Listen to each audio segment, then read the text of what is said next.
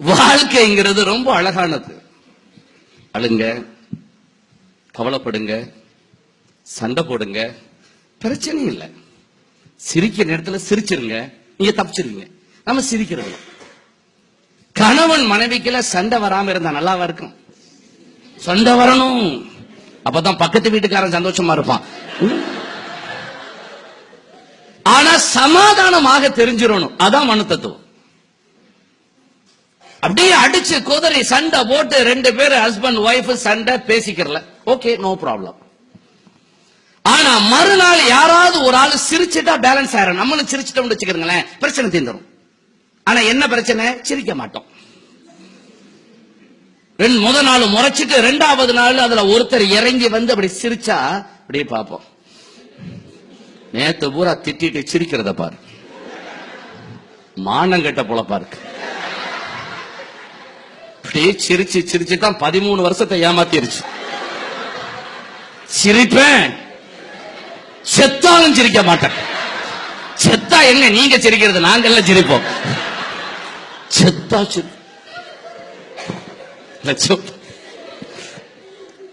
ஆக அங்க ஒருத்தர் இறங்கி வந்து விட்டால் போதும். அது இல்ல, ஏன்னா நம்ம தோத்துருவோமோன்னு பயம். சிரிச்சுட்டா நான் தோத்துருவனோ? நீங்கள் வாழ்க்கையில் ஜெயித்து விடுவீர்கள்.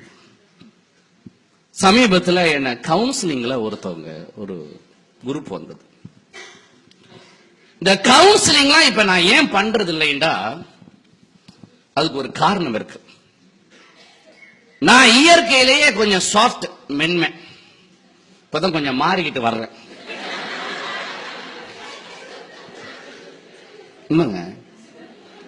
ஒரு 6-7 வருஷத்துக்கு முன்னாடி நாட்டுல நிறைய பெண்கள் மாநாடு நடக்கும். அதுல காடியர் இப்ராஹிம் எனக்கும் கூப்பிடுவாங்க.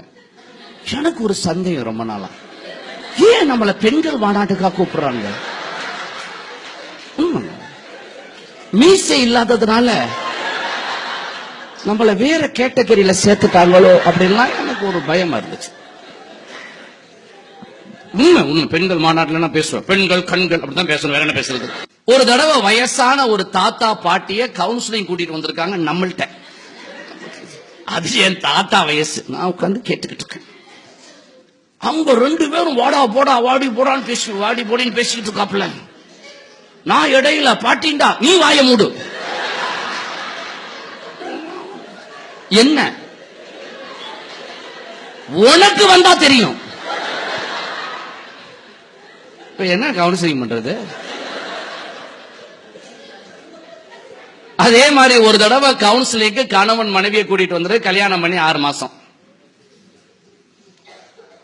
அந்த பொண்ணு வாங்க இந்த ஆள் இப்படி உட்கார்ந்துருக்காப்ல அம்பி மாதிரி. அந்த அம்மா ரெமோ மாதிரி பேசிக்கிட்டு இருக்கு. என்கிட்ட வேற இடையில சேர்த்துக்கிட்டு, சார் நீங்க கேளுங்க நியாயத்தை. என்ன நியாயம்? நாங்க 6 வருஷம் கல்யாணம் காதல் பண்ணோம் சார். காதல் பண்ணி 6-7 வருஷம் காதல் பண்ணோம். இப்ப கல்யாணம் பண்ணி 1 வருஷம் கூட ஆகல. 1 வருஷத்துல என்ன 10 தடவை தூக்கி போட்டு மீச்சுட்டாங்க. காதல் பண்ணும்போது என்னென்ன வாக்குறுதி கொடுத்தான்னு கேளுங்க. என்னையா வாக்குறுதி கொடுத்த? நிறைய கொடுத்த சார், மறந்துட்டேன். எதையாவது பேசுறது. கடைசியில நாம மாட்டிக்கிட்டு நின்றுகிட்டு, சரி என்னமா சொன்னாரு சொல்லுங்க. நான் கடைசி வரைக்கும் உயிரா இருப்பேன், நிழலா இருப்பேன், கடைசி வரைக்கும் உன் கூடவே இருப்பேன். இது சொன்னாலும் பரவாயில்ல. இதையும் தாண்டி ஒண்ணு பேசியிருக்கேன் அந்த ஆளு. கடைசி வரைக்கும் நான் உன் நைட்டியா இருப்பேன். இதையே நீ பேசுன. நீ எனக்கு முதல்ல நைட்டிங்கிறது விளங்கல. என்ன அப்படின்ட்ட, புதுசா இருக்க நைட்டு. யோ அதெல்லாம் ஐயா நீ சொன்ன, ஒரு வேகத்துல சொல்லிட்ட, மூடு.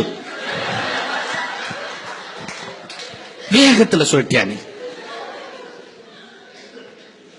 இந்த மாதிரி பல மாதிரி பிரச்சனை. ஒரு ஆளு அவருடைய கல்யாண பத்திரிகை எடுத்து இப்படியே பார்த்துக்கிட்டே இருந்தாராம். பார்த்துக்கிட்டு இருந்தாராம் ரொம்ப நேரமா. மனைவி வந்து கேட்டாங்களா, ஏங்க கல்யாணம் பண்ணி 15 வருஷம் ஆச்சு, 3 குழந்தையும் பெத்தாச்சு, இப்ப என்ன கல்யாண பத்திரிகை எடுத்து பார்த்துக்கிட்டே இருக்கிறீங்க? ரொம்ப நேரம் அப்படியே பார்த்துக்கிட்டே இருந்தாராம். மீன் வந்து கேட்டா, என்னதான் பாக்குறீங்க இந்த கல்யாண பத்திரிகையில? அவர் சொன்னாரா, வேற ஒண்ணு இல்ல, எல்லா பொருளுக்கும் எக்ஸ்பைரி டேட் இருக்கு, இதுக்கு இருக்கான்னு பாக்குறேன். நுந்து போய் காதல் பண்ணும்போது இந்த போன்ல எப்படி பிரச்சனை வரும் தெரியுமா? எப்படி வரும்? போனுக்கு தான் பிரச்சனை வரும் காதல் பண்ணும்போது. ஏன் போன் பண்ணல, ஏன் போன் பண்ணல, ஏன் இவ்வளவு நேரம் பண்ணல, ஏன் பண்ணல, ஏன் இவ்வளவு நேரம் எங்க போனீங்க, ஏன் பண்ணல, அது காதல் பண்ணும்போது.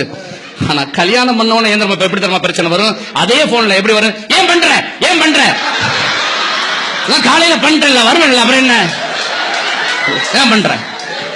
ஒரே விஷயம் தான். காதல் பண்ணும்போது ஏன் பண்ணல, கல்யாணம் பண்ணும்போது ஏன் பண்ற, அதான் வருவல்ல மூடு மாட்டிட்டல்ல. இதுதான் வாழ்க்கை. என்ன நிறைய பேர் மனைவிட்ட மாட்டிக்கிறது காரணம் என்ன தெரியுமா? வேற ஒண்ணும் கிடையாது. இந்த தண்ணிய போட்டுட்டு தண்ணிய போட்டோமா போதை வந்துச்சா மூடிக்கிட்டு தூங்கணுமாலாம் கிடையாது. தண்ணிய போட்டுட்டு மனைவிட்ட வளர்றது. ஏன்னா தண்ணிய போட்டுட்டா மதுபானம் குடிச்சுட்டா உண்மைதான் வரும். மனைவிட்ட போய் பேசுறது வம்புழுக்கிறது தண்ணிய போட்டு. என்னடி நீ என்ன பெரிய ரதியா, நீ உன்னை விட எத்தனை பேரை நான் பார்த்திருக்கேன் தெரியுமா? இங்க பாரு பாரு SMS இப்ப கூட நான் ஒருத்திட்ட பேசிட்டு தான் வர்றேன் அப்படின்ட்டு அந்த வாய் தண்ணிய போட்டுட்டு உளறி அந்த அம்மா 25 வருஷமா அதை பேசிக்கிட்டு இருக்கணும். தேவையாது நமக்கு? தண்ணிய போட்டா தூங்க வேண்டியதானே இந்த ஆளு.